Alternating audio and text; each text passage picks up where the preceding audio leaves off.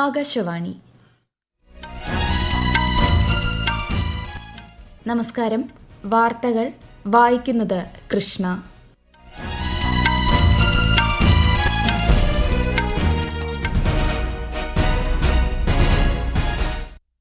പ്രധാന വാർത്തകൾ. 2020 ലോകകപ്പ് കിരീടം സ്വന്തമാക്കിയ ഇന്ത്യൻ ക്രിക്കറ്റ് ടീമിന് ന്യൂഡൽഹിയിൽ ഉജ്ജ്വല സ്വീകരണം. ടീം അംഗങ്ങൾ പ്രധാനമന്ത്രിയുമായി ഇന്ന് കൂടിക്കാഴ്ച നടത്തും. 100 സ്മാർട്ട് സിറ്റികളുടെ നിർമ്മാണ പ്രവൃത്തികൾ 90% പൂർത്തിയായതായി കേന്ദ്ര സർക്കാർ. നിതി ആയോഗിന്റെ നേതൃത്വത്തിൽ നടപ്പിലാക്കുന്ന സമ്പൂർണത അഭിയാൻ പദ്ധതിക്ക് ഇന്ന് തുടക്കം. കേരളത്തിൽ വയനാടും കാസർഗോഡും പരിപാടി സംഘടിപ്പിക്കും. അസമിൽ പ്രളയക്കെടുതി രൂക്ഷം. 16 ലക്ഷത്തിലധികം ജനങ്ങൾ ദുരിതത്തിൽ. സ്ഥിതിഗതികൾ വിലയിരുത്തി മുഖ്യമന്ത്രി ഹിമന്ത ബിശ്വ ശർമ്മ. കേരളത്തിൽ അമീബിക് മസ്തിഷ്ക ജ്വരം സ്ഥിരീകരിച്ച് കോഴിക്കോട് ചികിത്സയിലായിരുന്ന 12 വയസ്സുകാരൻ മരിച്ചു. വാർത്തകൾ വിശദമായി. 2020 ക്രിക്കറ്റ് ലോകകപ്പ് ജേതാക്കളായ ഇന്ത്യൻ ടീം ബാർബഡോസിൽ നിന്ന് ന്യൂഡൽഹിയിലെത്തി. 17 വർഷത്തെ കാത്തിരിപ്പിനൊടുവിൽ ലോകകപ്പ് കിരീടം നേടിയ ഇന്ത്യൻ സംഘത്തിന് ഉജ്ജ്വല വരവേൽപ്പാണ് ഡൽഹി വിമാനത്താവളത്തിൽ ഒരുക്കിയത്. വിശദാംശങ്ങളിലേക്ക്. നീണ്ട കാത്തിരിപ്പിനൊടുവിൽ 2020 ലോകകപ്പ് കിരീടം സ്വന്തമാക്കിയാണ് ഇന്ത്യൻ ടീം നാട്ടിലേക്ക് മടങ്ങിയത്. ആരാധകരുടെ വൻ തിരക്കാണ് വിമാനത്താവളത്തിൽ അനുഭവപ്പെട്ടത്. തിരക്ക് കണക്കിലെടുത്ത് ഡൽഹി പോലീസ് മതിയായ സുരക്ഷാ ക്രമീകരണങ്ങൾ ഏർപ്പെടുത്തിയിട്ടുണ്ട്.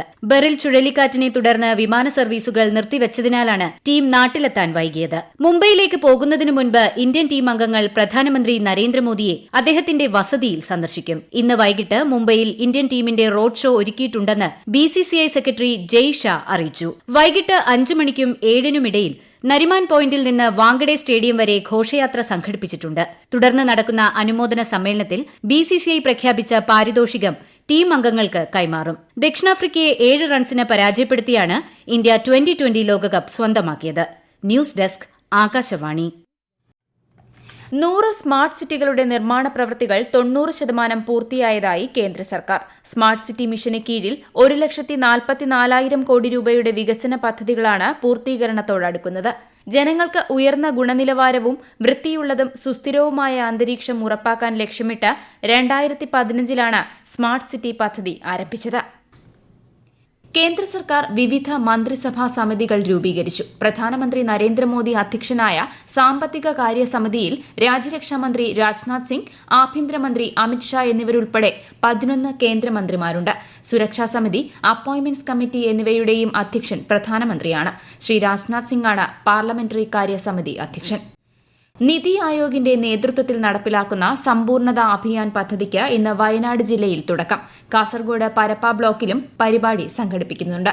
കേന്ദ്രം നടപ്പാക്കുന്ന അഭിലാഷ ജില്ലാ പദ്ധതിയിൽ ഉൾപ്പെടുന്ന പ്രദേശങ്ങളിലാണ് സമ്പൂർണത അഭിയാൻ പദ്ധതി നടപ്പാക്കുന്നത്.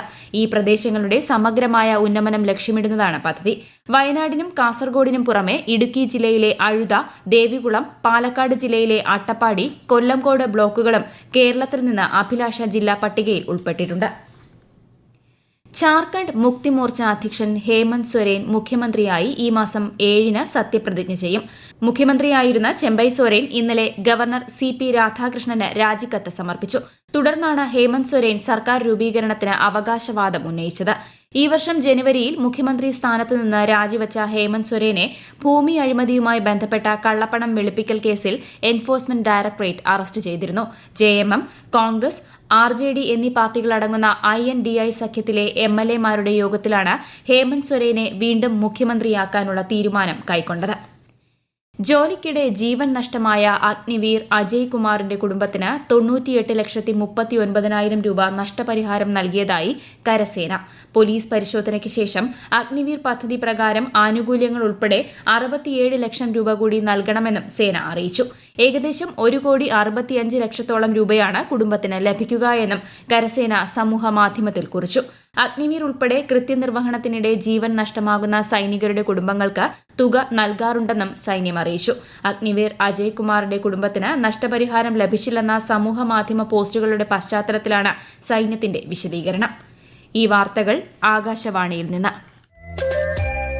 ആകാശവാണി വാർത്തകളും വാർത്താധിഷ്ഠിത പരിപാടികളും all India radio news Thiruvananthapuram എന്ന യൂട്യൂബ് ചാനലിൽ ലഭ്യമാണ്. കൂടുതൽ വാർത്തകൾക്കായി @all India radio news Thiruvananthapuram എന്ന ഫേസ്ബുക്ക് പേജും @AER_News_TVM എന്ന എക്സ് ഹാൻഡിലും സന്ദർശിക്കാം. അസമിൽ പ്രളയക്കെടുതി രൂക്ഷമായി തുടരുന്നു. 29 ജില്ലകളിലായി 16 ലക്ഷത്തിലധികം ജനങ്ങളെയാണ് കെടുതികൾ ബാധിച്ചത്. കഴിഞ്ഞ 24 മണിക്കൂറിൽ 8 പേർ കൂടി മരിച്ചു, 3 പേരെ കാണാതായി. 2800 ഗ്രാമങ്ങളിലെ 39,400 ഹെക്ടറിലെ കൃഷി നശിച്ചു. മുഖ്യമന്ത്രി ഹിമന്ത ബിശ്വ ശർമ്മ വീഡിയോ കോൺഫറൻസിംഗിലൂടെ പ്രളയസ്ഥിതികൾ വിലയിരുത്തി. ഓഗസ്റ്റ് 15 മുൻപായി ധനസഹായ വിതരണം പൂർത്തിയാക്കാനാണ് അസം സർക്കാർ തീരുമാനം. 181 ദുരിതാശ്വാസ ക്യാമ്പുകളും 334 ദുരിതാശ്വാസ സാമഗ്രി വിതരണ കേന്ദ്രങ്ങളും തുറന്നിട്ടുണ്ട്. അമീബിക് മസ്തിഷ്ക ജ്വരം സ്ഥിരീകരിച്ച് കോഴിക്കോട് സ്വകാര്യ ആശുപത്രിയിൽ തീവ്രപരിചരണ വിഭാഗത്തിൽ ചികിത്സയിലായിരുന്ന 12 വയസ്സുകാരൻ മരിച്ചു. ഫറോക്ക് സ്വദേശിയായ മൃദുലാണ് ഇന്നലെ അർദ്ധരാത്രിയോടെ മരിച്ചത്. രാമനാട്ടുകരയിലെ ഒരു പൊതുകുളത്തിൽ കുളിച്ചതിനെ തുടർന്നാണ് കുട്ടിക്ക് ശാരീരിക അസ്വസ്ഥതകൾ പ്രകടമായത്. ഉപരാഷ്ട്രപതി ജഗ്ദീപ് ധൻഖർ 2 ദിവസത്തെ സന്ദർശനത്തിനായി ശനിയാഴ്ച കേരളത്തിലെത്തും. Thiruvananthapuram Valiyamala Indian institute of space science and ടെക്നോളജിയിൽ നടക്കുന്ന ബിരുദദാന ചടങ്ങിൽ അദ്ദേഹം പങ്കെടുക്കും. മികച്ച വിജയം നേടിയ വിദ്യാർത്ഥികൾക്കുള്ള സ്വർണ്ണ മെഡലുകൾ ഉപരാഷ്ട്രപതി സമ്മാനിക്കും. ISRO അധ്യക്ഷൻ S. സോമനാഥ് പരിപാടിയിൽ സന്നിഹിതനാകും. തുടർന്ന് കൊല്ലത്തെത്തുന്ന ശ്രീ ധൻഖർ വൈകിട്ട് അഷ്ടമുടി കായലിൽ ബോട്ട് സവാരി നടത്തും. ഞായറാഴ്ച ഉപരാഷ്ട്രപതി ഡൽഹിയിലേക്ക് മടങ്ങും. ട്രെയിൻ ഗതാഗതവുമായി ബന്ധപ്പെട്ട് കേരളം ഉന്നയിച്ച വിഷയങ്ങൾ പരിഹരിക്കാൻ അടിയന്തര നടപടികൾ സ്വീകരിക്കുമെന്ന് റെയിൽവേ ഉന്നത അധികൃതർ ഉറപ്പു നൽകി. സംസ്ഥാനത്തെ റെയിൽവേയുടെ ചുമതലയുള്ള മന്ത്രി വി. അബ്ദുറഹ്മാന്റെ അധ്യക്ഷതയിൽ ചേർന്ന ഉന്നതതല യോഗത്തിലാണ് ഇക്കാര്യം അറിയിച്ചത്. സംസ്ഥാന സർക്കാരിന്റെ അഭ്യർത്ഥന പ്രകാരം പരശുറാം എക്സ്പ്രസിന് 2 കോച്ചുകൾ കൂടി അനുവദിച്ചിട്ടുണ്ട്. ഷൊർണൂർ കണ്ണൂർ പാസഞ്ചർ കാസർഗോഡ് വരെ നീട്ടുന്ന കാര്യവും പരിഗണിക്കുമെന്നും റെയിൽവേ അധികൃതർ അറിയിച്ചു. ഗ്ലോബൽ ഇന്ത്യ AI ഉച്ചകോടി ഇന്ന് സമാപിക്കും. ഇന്നലെ ആരംഭിച്ച ഉച്ചകോടി കേന്ദ്രമന്ത്രി അശ്വിനി വൈഷ്ണവ് ഉദ്ഘാടനം ചെയ്തു. നിർമ്മിത ബുദ്ധി മനുഷ്യജീവന് അനുകൂലമായ മാറ്റങ്ങൾ കൊണ്ടുവരുന്നതിനൊപ്പം പുതിയ തരം വെല്ലുവിളികൾ കൂടി ഉയർത്തുന്നതായി അദ്ദേഹം പറഞ്ഞു. സാങ്കേതിക വിദ്യയെ ജനാധിപത്യവൽക്കരിക്കുക എന്ന പ്രധാനമന്ത്രിയുടെ ലക്ഷ്യം സാക്ഷാത്കരിക്കുന്നതിനായി നിർമ്മിത ബുദ്ധി ഉൾപ്പെടെയുള്ള നൂതന സാങ്കേതിക വിദ്യകൾ എല്ലാവർക്കും ലഭ്യമാക്കുകയാണ് സർക്കാരിന്റെ ലക്ഷ്യമെന്നും കേന്ദ്രമന്ത്രി വ്യക്തമാക്കി. മുതിർന്ന BJP നേതാവ് LK അഡ്വാനിയെ ഇന്നലെ വൈകിട്ട് ന്യൂഡൽഹിയിലെ അപ്പോളോ ആശുപത്രിയിൽ പ്രവേശിപ്പിച്ചു. അദ്ദേഹത്തിന്റെ ആരോഗ്യനില തൃപ്തികരമാണെന്ന് ഡോക്ടർമാർ അറിയിച്ചു. കഴിഞ്ഞയാഴ്ചയും വാർദ്ധക്യസഹജമായ അസുഖത്തെ തുടർന്ന് അദ്ദേഹത്തെ ഡൽഹി എയിംസിൽ പ്രവേശിപ്പിച്ചിരുന്നു. Euro cup copa America football quarter final മത്സരങ്ങൾക്ക് നാളെ തുടക്കം. നാളെ രാവിലെ 6:30 നടക്കുന്ന അർജന്റീന ഇക്വഡോർ മത്സരത്തോടെയാണ് കോപ്പ ക്വാർട്ടർ മത്സരങ്ങൾ ആരംഭിക്കുക. ശനിയാഴ്ച വെനസ്വേല കാനഡയെയും ഞായറാഴ്ച നടക്കുന്ന മത്സരത്തിൽ കൊളംബിയ പനാമയെയും യുറുഗ്വേ ബ്രസീലിനെയും നേരിടും. യൂറോ കപ്പിൽ നാളെ രാത്രി 9:30 സ്പെയിൻ ജർമ്മനിയുമായി ഏറ്റുമുട്ടും. ശനിയാഴ്ച പോർച്ചുഗൽ ഫ്രാൻസിനെയും ഇംഗ്ലണ്ട് സ്വിറ്റ്സർലാൻഡിനെയും നേരിടും. നെതർലാൻഡ്സും തുർക്കിയെയും തമ്മിലുള്ള യൂറോ കപ്പ് ക്വാർട്ടർ മത്സരം ഈ മാസം 7 നടക്കും. വിംബിൾഡൺ ടെന്നീസ് പുരുഷ സിംഗിൾസിൽ കാർലോസ് അൽക്കാരസ് 3ാം റൌണ്ടിലേക്ക് കടന്നു. ഓസ്ട്രേലിയയുടെ അലക്സാണ്ടർ വൂക്കിച്ചിനെ 7-6, 6-2, 6-2 പരാജയപ്പെടുത്തിയാണ് 3ാം സീഡായ കാർലോസ് 3ാം റൌണ്ടിലേക്ക് കടന്നത്. നാളെ നടക്കുന്ന മത്സരത്തിൽ അമേരിക്കൻ താരം ഫ്രാൻസിസ് ടിയോഫോയുമായി കാർലോസ് ഏറ്റുമുട്ടും. വനിതാ സിംഗിൾസിൽ ജപ്പാൻ താരം നവോമി ഒസാക്ക അമേരിക്കൻ താരം എമ നവാരോയോട് പരാജയപ്പെട്ടു. കേരളത്തിലെ ആദ്യത്തെ സ്പോർട്സ് കേന്ദ്രം തലശ്ശേരിയിൽ VR കൃഷ്ണയ്യർ മെമ്മോറിയൽ മുനിസിപ്പൽ സ്റ്റേഡിയത്തിൽ ആരംഭിക്കാൻ തീരുമാനം.